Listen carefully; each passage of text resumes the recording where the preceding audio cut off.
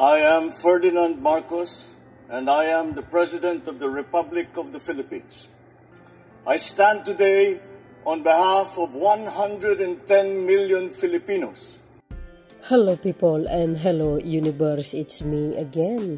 Shout out sa lahat ng mga Pilipino sa buong daigdig, especially the Marcos loyalists and supporters. Ayan. So yun mga kababayan, mayroon na naman tayo good news for everybody, no? And of course guys, this is good news for everybody naman, no?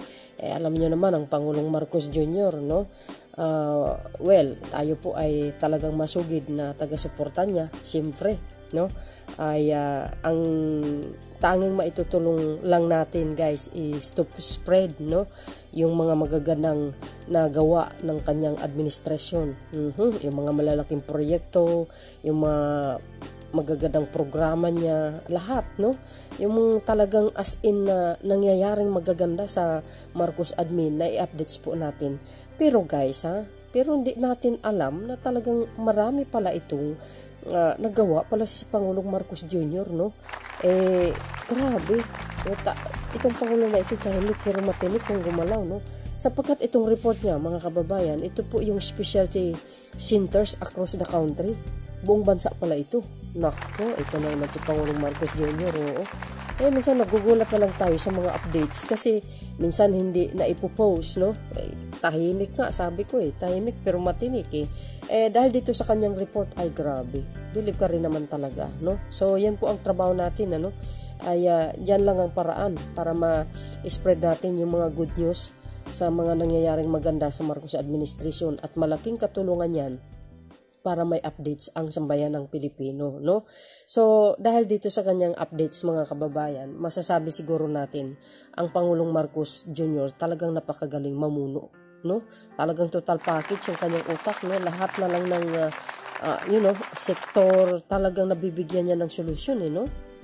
Hindi man lang ewan ko nga ba kung bakit ang ibang tao hindi ina-appreciate yung kanyang mga nagagawang magaganda, no? So dahil dyan mga kababayan, tuloy-tuloy pa din ang suporta natin sa mga Pangulo at tuloy-tuloy po ang mga updates natin sa mga magandang nangyari sa Marcos administration, yung mga malalaking project, magagandang programa. Tuloy-tuloy ang pag-updates po natin yan. Yan po ang tanging maitulong natin sa Pangulo, no, para may updates ang mga sambayan ng Pilipino, mga kababayan.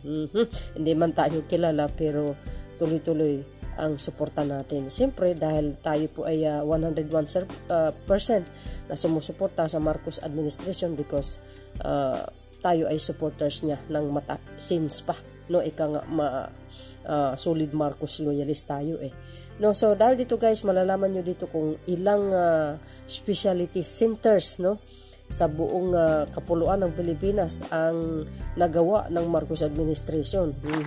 So si Pangulong Marcos Jr. ang magre-report sa inyo guys. Ako'y sumasaludo sa kanyang kagalingan, ano, at ganun palang mga matatalino, alam na alam kung saan talaga ang problema ng bawat sektor ng ang mamamayang Pilipino, mga kababayan, at marami pa yan. Tuloy-tuloy pa din ang suporta natin, no? Sa mga very aware kayo guys sa mga fake news, okay? Kaya dito lang kayo sa mga talagang solid Marcos loyalist na YouTuber dahil alam po nila pawang katotohanan lamang ang kanilang in-updates. Isa na po ako doon.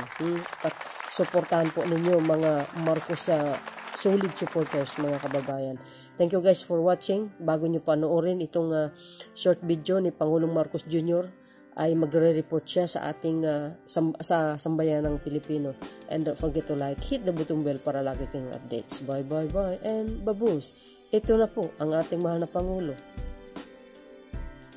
Noong August 24, 2023, pinirmahan po ang Republic Act number 11959. Known as the Regional Specialty Centers Act. Ito yung mga ating specialty centers, specialty hospitals sa iba't ibang lugar. As of December 2023, we have established 131 specialty centers nationwide. Nakapagbigay tayo ng 11.12 billion for 2024 para makapagpatayo pa tayo ng mga specialty centers sa iba't ibang lugar. Marami na rin tayong ginawa sa ilalim ng programang Doctors to the Barangays. Itong programa na ito ay in-expand to 204 out of 218 municipalities naman. Ang katumbas niyan ay 91% na ng municipalities ay masasabi natin may nag-aalaga na doktor. Kaya napaka-importante nito. Patuloy pa itong programang ito